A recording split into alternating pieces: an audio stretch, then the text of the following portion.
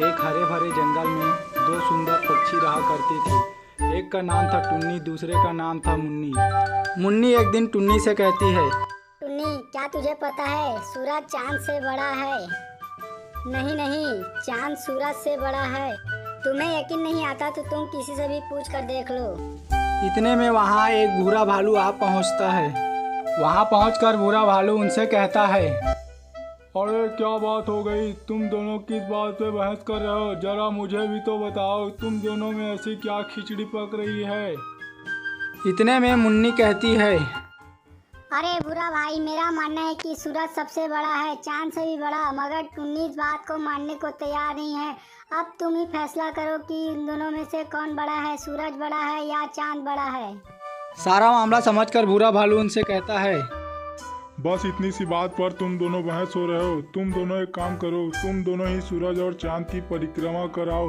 इससे तुम्हें पता चल जाएगा कि कौन बड़ा है, सूरज बड़ा है या चांद। हाँ भूरा भाई, तुम ठीक कहते हो, हम दोनों आज ही परिक्रमा करने जाएंगे। इतना कहकर दोनों पंछी ऊंचे आसमान की तरफ उड़ जाते हैं। भूरा भालू वहीं खड़े होकर उन दोनों को देखता रहता है। उन दोनों के जाने के पश्चात भूरा भालू बड़े जोर जोर से हंसते हुए कहता है, अरे मजा आ गया, ये दोनों तो बड़े ही मूर्ख है, बड़ी आसानी से मेरे जाल में फंस गए। इधर कुछ दूर उड़ने के पश्चात मुन्नी को एक पिंजरा दिखाई देता है जिसमें एक भेड़िया फंसा हुआ था। मुन्नी सोचती है कि उसकी मदद करूं या ना करूं, मगर मुन्नी अपना दिल बड़ा करके भेड़िए की मदद के लिए धीरे धीरे नीचे उतर आती है। नीचे उतर आने के पश्चात वह भेड़िए के पिंजरे को धीरे धीरे करके हटाने लगती है। बड़ी मुश्किल कोशिशें करने के पश्चात वह कामयाब हो ही जाती है। भेड़िया पिंजरे से आज़ाद होकर बहुत ही खुश होता है और मुन्नी से कहता है, चिड़िया बहन, तुम्हारा बहुत बहुत धन्यवाद। मैं इस पिंजरे में कब से फंसा हुआ था, मगर तुम कौन हो? मैंने तुम्हें इससे पहले इस जंगल में नहीं देखा। तुम्हारा नाम क्या है और तुम कहाँ जा रही हो? अरे भेड़िया भाई, मेरा नाम मुन्नी है। मैं पास वाले ही जंगल से आई हूँ। मैं चांद की तरफ जा रही हूँ पर उसकी परिक्रमा करने। ठीक है भेड़िया भाई, मैं निकलती हूँ, मुझे बहुत देर हो रही है चांद पे जाने के लिए। इतना कहकर मुन्नी वहाँ से उड़ने लगती है। तभी भेड़िया उसे रोकता है और उसे कहने लगता है, अरे मुन्नी, तुम वहाँ नहीं जा सकती। चांद और सूरज पर कोई नहीं जा सकता, वो दोनों तो धरती के बाहर है, वहाँ कोई नहीं जा सकता है। मुझे लगता है कि तुम दोनों को किसी ने अलग करने की कोई बड़ी साजिश रची हुई है। हाँ, जरूर ऐसा ही होगा। क्या तुम सच कह रहे हो भेड़िया भाई? अगर ऐसा है तो यह जरूर उस बुरे भालू का साजिश रचा हुआ है, वही हम दोनों को अलग करना चाहता है। मुझे जल्द से जल्द टुन्नी के पास पहुंचना होगा, कहीं वह किसी मुसीबत में ना पड़ गई हो। टुन्नी जाने लगती है। तभी उसे भेड़िया पीछे से रोकता है, रुको, मैं भी तुम्हारे साथ चलता हूँ।